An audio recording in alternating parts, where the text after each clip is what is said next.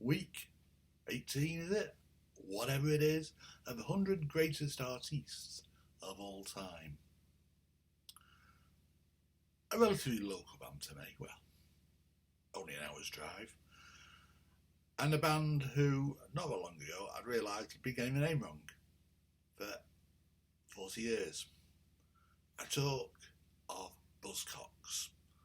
I wasn't the only one, by any means, to always insist on calling them the Buzzcocks, but it's just Buzzcocks.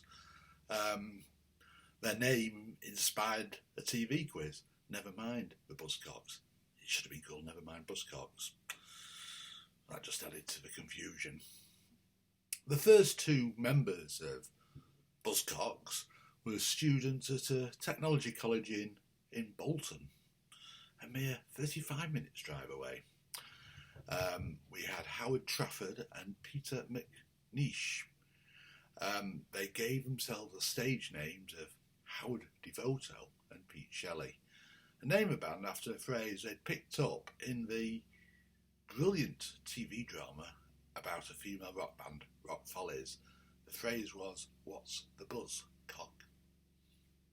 A northern saying, apparently. I've never heard it before. Rock Follies, get it back on TV, get it on Netflix now. I really liked that show at the time. There's always a fear it might look dated if we watch it now, 40 years later, but give it a go. Anyhow, Shelley and Devoto became fans of punk rock, which was just starting off in London, and they travelled down to see bands in London, including, in particular, the Sex Pistols. And being young entrepreneurs, they were the people who set up a gig for the Sex Pistols to play nearby Manchester at the Free Trade Hall, a small room at the Free Trade Hall. It's one of those gigs where, if you believe everybody's claims, it would have needed to be in the Manchester Evening News Arena. But there were, if you hear the claims, everybody claimed to have been there, but there were actually only 40 there. But the 40 includes Morrissey, Peter Hook and Bernard Sumner. A lot of the leading lights in the Manchester music scene, which you would soon have, were inspired by that concert. You got a second gig followed 6 weeks later, and by now word had spread to Tony Wilson and Ian Curtis and of the Joy Division, of course, Marky Smith, who was inspired to set up his own group, The Fall. And the original plan of the first gig was Buzzcocks to support Sex Pistols. Wasn't possible because the band imploded by the time of the first gig, but they did have the band together for the second gig, with Devoto and Shelley, complemented by the brilliant drummer John Mayer and Steve Diggle on guitar. Next, Buzzcocks became the first band to release a record on their own label, New Hormones label. The famous Spiral Scratch EP became a very, very rare record, a very valuable record if you had a copy. So in a sense, Buzzcocks were the first English indie band. They did it themselves, indie in the true sense of the word. Spiral Scratch EP, the main song everybody knows, was a song called Boredom.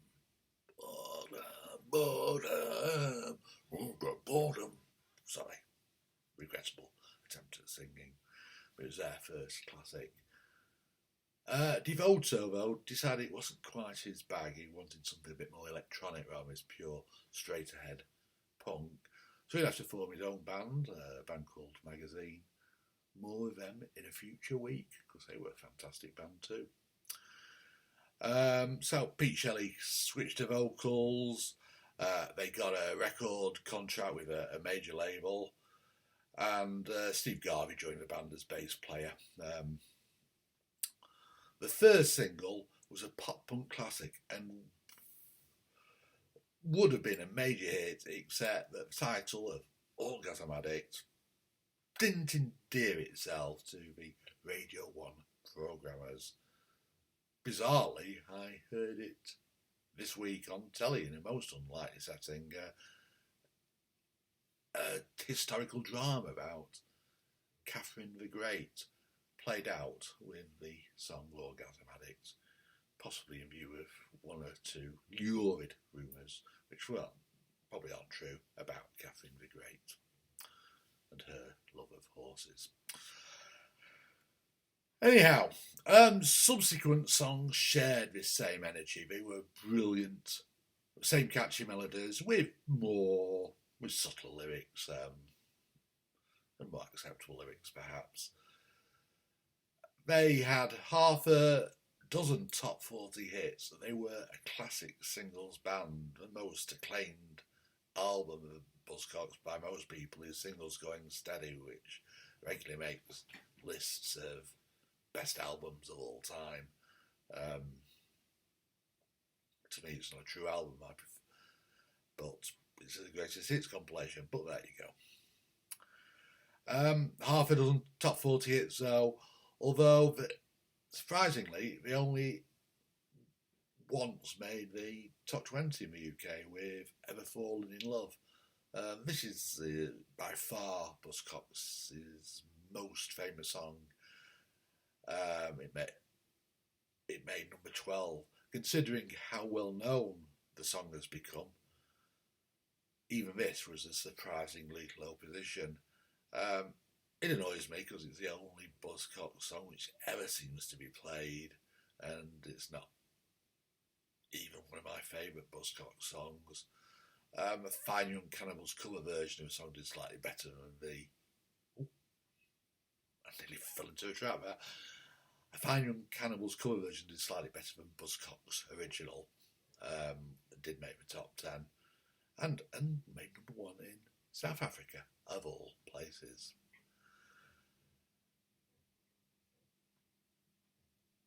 Nine of the tracks on the playlist, which I'm going to release shortly, were originally released just on single.